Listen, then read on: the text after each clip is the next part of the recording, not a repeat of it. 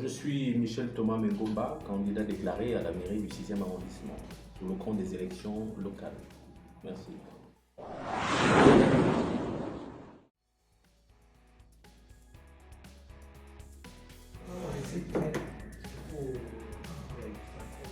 Vous êtes sur le terrain tous les jours, vous vous adressez aux populations.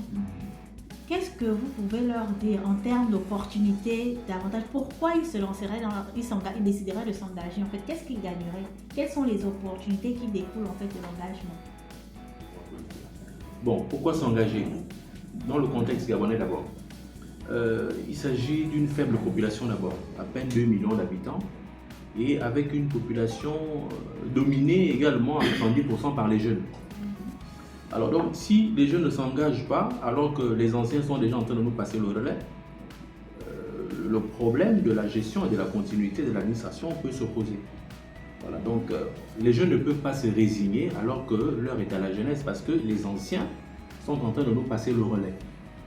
Donc ça c'est d'abord ça. La deuxième chose c'est que quand on a des connaissances, quand on a des idées, on a des projets, il faut les faire valoir. Parce qu'on ne peut pas se résigner, sachant très bien qu'on a des idées et qu'on a besoin de nous. Parce que le problème est posé aujourd'hui.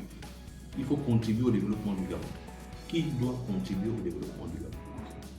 Partant du principe que les jeunes aujourd'hui représentent près de 75% de cette population. Alors donc ces jeunes-là doivent s'engager. L'engagement, on peut définir ça à plusieurs niveaux. L'engagement, c'est se présenter à une élection en disant « je peux ». L'engagement, c'est de dire aux populations que ce que vous attendez, je pense être capable de vous l'avoir. Que bon, sur le terrain, le désintéressement y est. Parce qu'en fait, l'engagement dont on parle, tous les jeunes ne vont pas s'engager de la même façon. Il y a des jeunes qui vont te donner la voix pour que toi tu sois leur porte-parole ou leur représentant. Voilà. Il y a des jeunes également qui viendront sur le terrain politique comme candidats, c'est mon cas. Voilà. Mais en étant candidat, je porte, je porte un message en fait. Parce qu'on m'a dit, va faire ça, je suis un émissaire. Donc je viens parce qu'il y a 1000, 2000, 3000 personnes qui m'ont dit on te vote pour tel ou tel objectif parce que nous voulons atteindre à court terme ou à long terme. Donc le problème peut se poser, c'est que si moi je me détourne de cette confiance-là, à partir de cet instant, je crée un désintéressement auprès de cette jeunesse-là. Parce qu'on ne va pas voir tous les jeunes devant la scène. Certains vont nous donner mandat. Parce que c'est pas le mandat. C'est-à-dire qu'on te donne un mandat de 5 ans pour telle ou telle chose. Mais quand tu arrives devant, tu ne le fais pas. À partir de cet instant, ils comprennent que, en fait, il est venu se moquer de nous. En fait, c'était pour s'acheter ses voitures, c'était pour construire des maisons. Donc, il y a un désintéressement. Le désintéressement, il se situe à plusieurs niveaux. Il y a aussi le fait que les gens ne connaissent pas aussi leurs droits. On ne peut pas manquer de le dire, parce que il faut connaître ses droits avant de les réclamer ou avant de les utiliser. En fait. Si tu ne connais pas que parmi les droits civiques, tu as le droit de te présenter à une élection, tu as également le droit de voter ou de ne pas voter, tu as le droit de t'abstenir. À partir de cet instant, tu vas aussi voter. Alors, si tu ne connais pas que le droit politique est encadré au Gabon et qu'après avoir eu 18 ans, tu peux te présenter à une élection et tu ne vas pas aussi te présenter. Voilà. Donc, c'est ces moments-là que les faux politiciens circulent également. Voilà. Il y a des vrais politiciens qui circulent, il y a des faux politiciens aussi qui circulent, mais on va vers la population pour leur dire ça peut être nous. Ça aussi, c'est une forme d'engagement, avec tout ce que ça entraîne comme risque financier, avec tout ce que ça entraîne comme difficultés. Parce que je vous assure, hein, nous qui sommes dans le 6e arrondissement, le 6e arrondissement, il est bourgeonné ici, mais allez-y un peu dans les profondeurs du 6e arrondissement, vous allez vous dire mais comment les gens font pour vivre ici? Voilà. Et quand vous vous rendez compte que bon, ces gens-là, ils vont vous dire, parce que quelque part on m'a dit que c'est la première fois qu'un homme politique arrive ici. On m'a dit ça dans les profondeurs de Nzanyo, que c'est la première fois qu'un homme politique arrive ici. Et quand vous êtes le premier homme politique arrivé ici, nous allons également vous voter parce que vous êtes le premier homme politique à arriver ici. Voilà, donc la démocratie s'oppose à la dictature. Si on est dans un système démocratique, ça veut dire qu'en fait, nous avons le droit à la parole. Hein, nous avons le droit de choisir. Voilà, nous avons le droit de dire non quand il faut dire non. Nous avons le droit de dire oui quand il faut dire oui. Bon, maintenant, le problème, en fait, il est posé parce que tout le monde ne fait pas la politique. Mais ceux qui décident de se lancer dans la politique ont forcément des missions. Par exemple, là, nous allons aux élections locales, qui est différent d'une élection présidentielle. Élection locale, j'ai fait le tour de Nzanyon, du 6e arrondissement déjà. Il y a plusieurs problèmes qui sont posés. Les Gabonais n'ont pas d'eau. Vous allez voir que même certains boivent l'eau des puits. Je parle devant les témoins. Parce que j'ai fait le tour. J'ai fait déjà, je suis sur le terrain depuis le 1er mai. J'ai fait le tour, ils ont des problèmes d'eau. C'est pourquoi je parlais de mandat tout à l'heure. S'ils décident de me donner un mandat, je dois connaître d'avance déjà quelles sont les attentes en fait. Et qu'est-ce que je dois faire en 5 ans.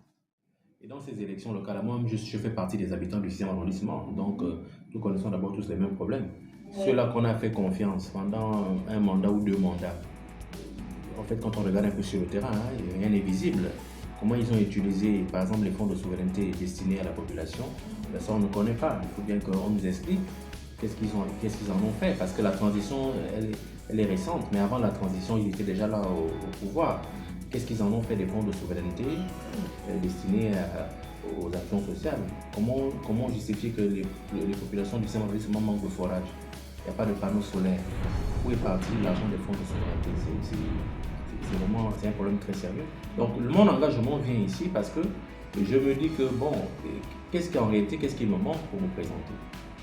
Voilà, donc j'estime que j'ai des compétences pour occuper le poste que je veux aujourd'hui, c'est-à-dire celui d'officier d'état civil. Mais voilà, donc j'ai des compétences, j'ai des atouts, j'ai des qualités pour pouvoir assumer cette responsabilité-là. Et puis, normalement, la politique, on fait la politique pour servir le peuple. On ne fait pas la politique pour se servir. Malheureusement, c'est mal compris au Gabon. Voilà, c'est vraiment... Et même en Afrique, voilà, on se dit, c'est quoi vous allez constater que chaque fois qu'il y a un poste politique, les familles fêtent, parce qu'on se dit que notre heure a sonné. Voilà. Et puis après, le parent se retrouve en prison parce qu'il a détourné de l'argent qui ne l'appartenait pas. Voilà, donc l'engagement c'est d'abord parce qu'il y a une vision. On a des problèmes dans notre arrondissement, il n'y a pas d'eau. Voilà, il n'y a pas d'eau, les femmes peuvent faire le commerce, il n'y a pas assez de marché.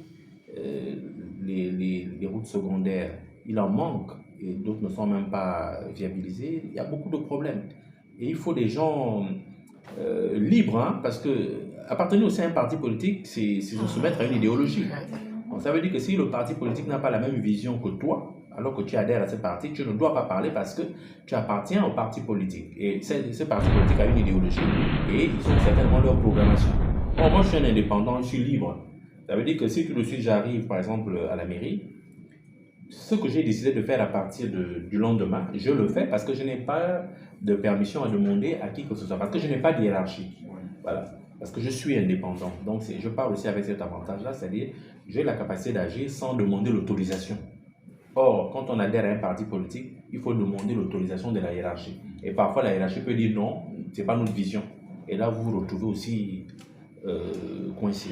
Indépendant, parce que quand on appartient à un parti politique, on a des subventions. Et quand on est indépendant, on se finance. Donc, c'est la première difficulté parce que c'est pas n'importe quel jeune qui prendra par exemple le risque d'aller déposer 350 000 francs pour une caution. Alors, quand il sait qu'il a une famille, etc., tout ça. Donc, c'est d'abord le côté financier. Et ensuite, il y a la période de pré-campagne qui est là. Elle aussi, elle nécessite des financements. Ensuite, il y a la campagne qui est là, qui nécessite également des financements. Donc, c'est un risque. On peut perdre, voilà, tout comme on peut gagner. Donc, il y a aussi des jeunes parfois, comme je disais, qui ont peut-être des ambitions aussi, mais ils se disent, mais je vais trouver l'argent où pour payer ma caution. Voilà, sans compter tout ce qui accompagne cette caution-là, les photocopies, la pré-campagne, la campagne, etc. Tout ça, la communication d'ailleurs, tout ça c'est à coup de millions. Donc il y a des jeunes aussi qui veulent bien s'engager, mais qui ne peuvent pas. Parfois certains adhèrent au parti politique parce qu'ils se disent que c'est peut-être là-bas qu'ils trouveront des financements pour pouvoir arriver sur la scène politique. Voilà. Quand on est indépendant, c'est difficile. Nous allons nous retrouver. Moi en tant qu'élu, si je suis élu maire, je devrais prendre 10, 15, 20 ou 30% de mes indemnités de fonction pour les réinjecter dans l'association. Et cet argent va permettre à toute la jeunesse de pouvoir poser des actions sociales et de développement. Or, bon, je ne sais même pas d'abord dans notre arrondissement ou bien dans le Gabon en général, sur quels critères on va jusqu'à élire un candidat. Est-ce que c'est parce qu'il a apporté 5 millions, 10 millions? Parce que pendant son mandat, il peut se retrouver avec 1 milliard pour avoir misé 5 millions. Voilà. Ça devient un jeu d'échecs en fait. Je mise 10 millions, mais je sais que pendant mon mandat, j'aurai 1 milliard. Bon, maintenant, la population ne comprend pas ce jeu d'échecs-là. Donc, soit, c'est ce que je dis d'ailleurs sur le terrain, soit on part sur la base d'un protocole d'accord avec les populations. Je me dis que si je suis élu maire et que si j'ai des indemnités de 1 million, je mets 400 000 francs pour les actions sociales et on signe un protocole d'accord. Je pense qu'il faudrait qu'on arrive là pour ramener la confiance et mettre en garde les candidats qui voudront encore une nouvelle fois tromper ou s'amuser avec la population. Parce qu'en fait, ça devient un jeu. Ouais. Voilà, ça devient un jeu. Vous allez voir d'ici le 17, vous allez voir les dons. Ouais. Voilà, vous allez assister aux dons. La presse sera là pour montrer que quelqu'un est très généreux. Et après avoir eu son mandat, il partira. Voilà. Donc, c'est vraiment un peu ça. On ne peut pas éclairer les gens quand on veut tromper. Je propose aux populations, zone par zone, de signer un protocole d'accord avec moi dans lequel aucun fonds destiné aux actions sociales et de développement ne doit être utilisé à titre personnel. Si c'est le cas, je demande à ces populations-là d'engager des poursuites judiciaires contre moi en qualité de candidat. Voilà, donc il s'agit d'un protocole d'accord parce qu'en fait, les populations n'ont plus confiance. Voilà, les populations n'ont plus confiance et je leur propose maintenant d'aller sur la base d'un protocole d'accord. Dans le 6e arrondissement, par exemple, je leur dis, si l'argent est destiné pour les forages et que je ne réalise pas ces forages-là pendant le mandat, et vous avez le droit d'engager des poursuites judiciaires contre moi en ma qualité d'élu et sur la base d'un protocole d'accord. Donc c'est un accord. C'est un accord et je reste ferme là-dessus, je n'ai pas changé d'avis. Je reste sur la base d'un protocole d'accord. Si je trahis ce protocole d'accord, les populations ne doivent pas le violer. Elles doivent plutôt engager des poursuites judiciaires contre moi pour que, et force restera à la loi.